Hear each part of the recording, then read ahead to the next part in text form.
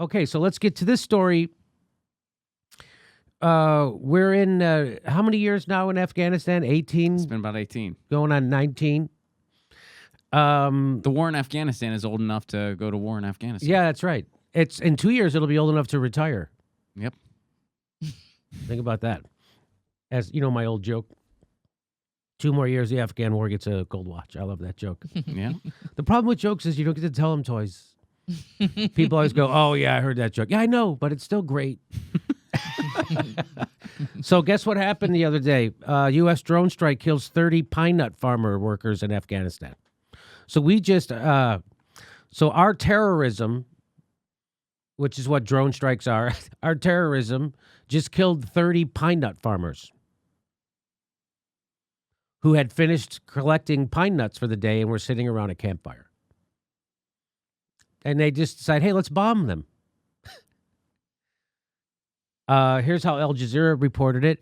At least 30 killed after a U.S.-backed drone strike accidentally targeted farmers in Afghanistan's Nangarhar province. I guess that's an oopsie. Accidentally targeted.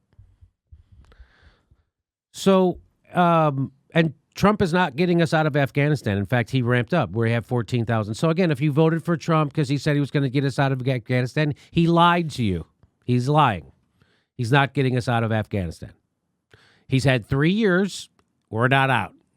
We have 14,000 soldiers. 14,000 soldiers in Afghanistan. Do you know how many cops are on L.A.? You know how many people? I mean, what's the population of Los Angeles? Do you know how many cops there are to police Los Angeles 24 hours a day? There's like 10,000 cops. There's a lot, and they're all trying to do the right thing at all times. There's like 10,000 cops policing 24 hours a day Los Angeles. We have 14,000 soldiers in Afghanistan. So 3 shifts patrolling Los Angeles every day takes 10,000 cops. Afghanistan, we have 14,000 soldiers over there. What in the F are they doing? What are they doing? I'll tell you what they're doing. They're drone bombing farmers and creating more terrorists. That's what they're doing. So, and by the way, they say they were targeting, well, here's what they say. Oh, by the way, this guy, I love this guy. He says, was there a report on the terrorist attack in Afghanistan? Apparently some ideological, fanatical oil-financed international terrorists drone bombed 30 innocent people. So the ideological, fanatical, oil-financed international terrorists would be the United States. And as Chomsky says, if you everybody's worried about terrorism, if you want to stop terrorism, stop participating in it. Our drone war is the biggest terrorist program in the world. It kills 90% innocent people, civilians, correct? Mm-hmm. That sounds like terrorism. When you kill innocent people willy-nilly. So here's from Reuters. They from Jalalabad, Afghanistan, a U.S. drone strike intended to hit an Islamic State. That's ISIL, right? By the way, do you know who funds ISIL? Saudi Arabia.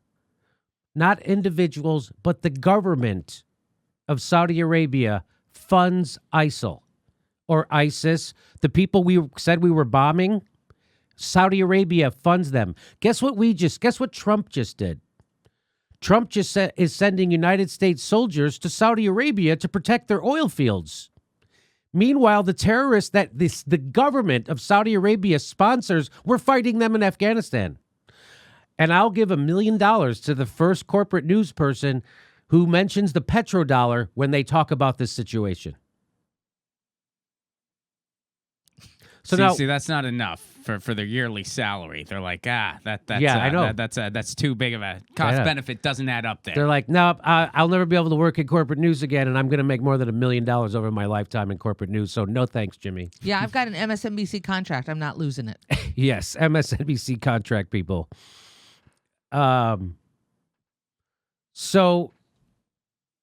Well, here, let me finish reading that. A U.S. drone strike intending to hit the Islamic State hideout in Afghanistan. By the way, no one will ever tell you that Saudi Arabia literally the government, not individuals, but the government inside Saudi Arabia funds ISIS, terrorists that we're supposed to be fighting.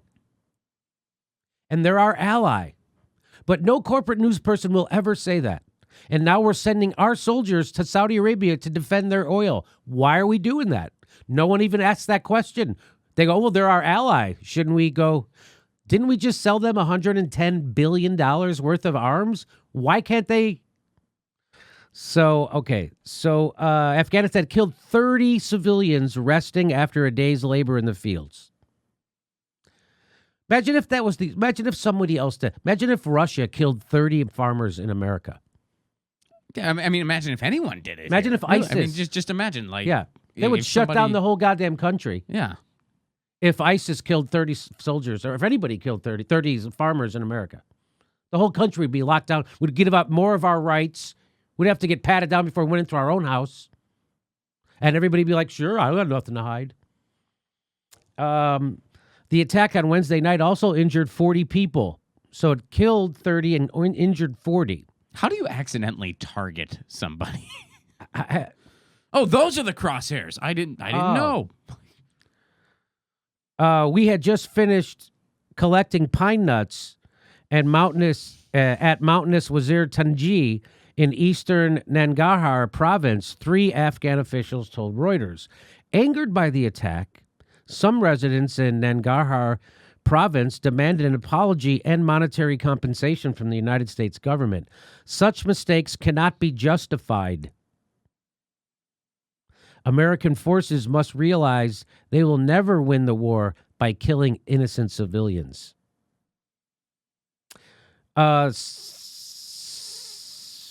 Next day or the same day, the Taliban blew up a bomb, killing a bunch of people. So the United States is killing a bunch of innocent people. The Taliban's killing a bunch of innocent people. Scores of local men joined a protest against the attack on Thursday morning as they helped carry the victims' bodies to Jalalabad city and then to the burial site. Hundreds of civilians have been killed in fighting across Afghanistan after the collapse of U.S. Taliban peace talks this month. The Taliban has warned the United States President Donald Trump will regret his decision to abruptly call off talks that could have led to a political settlement to the end of the 18-year-old war. I wonder why Trump abruptly called off talks. Is it because the CIA got to him? Is it because he's now in doing the bidding of the intelligence community? Just like Chuck Schumer said, they got 7 ways to Sunday to mess with you. And now Donald Trump got his mind right, which is why we have 14,000 soldiers still in Afghanistan 3 years into his term, and he ain't never pulling out, and he just called off the talks with the Taliban? This is your savior? This is your anti-interventionist? Because he ain't. He ain't. We're still in Afghanistan 3 years into his goddamn presidency. And can someone tell me why we're there? No. No one can tell you why we're there. The United Nations says nearly 4,000 civilians were killed or wounded in the first half of the year. That's this year. 4,000. You know how many people died on 9/11 in the Twin Towers? 3,000? Which was a horrible tragedy. They already had another 9/11 in Afghanistan just this year. Just this year. That's not counting the previous 17 years. It's almost 2 decades. That's amazing. 20-year war. It's going to be able to buy a beer soon. Yeah. The United Nations says nearly 4,000 civilians were killed or wounded in the first half of the year. That included a big increase in casualties inflicted by the government and U.S.-led forces. So Trump has ramped up his drone attacks. He's ramped up the Obama drone attacks, and we're killing a lot more civilians. Is that why you voted for Donald Trump? So we could kill more civilians in foreign countries? Because that's what he's doing. Here's another graph from Reuters, but it shows you the provinces where most of the killings happen. So most of the killings are happening right here and there. That's Nangarhar, 681 deaths. That's that province. Kabul, very close behind, 596 deaths. And then Kandahar and Helmand. What are we doing there? No one can tell me. No news reporter ever asks this question. What are we doing there? What's our end goal? What's our exit? Do we have an exit strategy? Oh, No. they barely mentioned that we're there. You're right. They don't even mention that we're in Afghanistan. So again, as I said to Steph yesterday, I don't have anything to worry about because the corporate news is never going to stop being horrible. And most of YouTube, they're never going to stop being horrible. They're just never going to stop. You know, I get why the corporate news reports the way they're very pro-war always.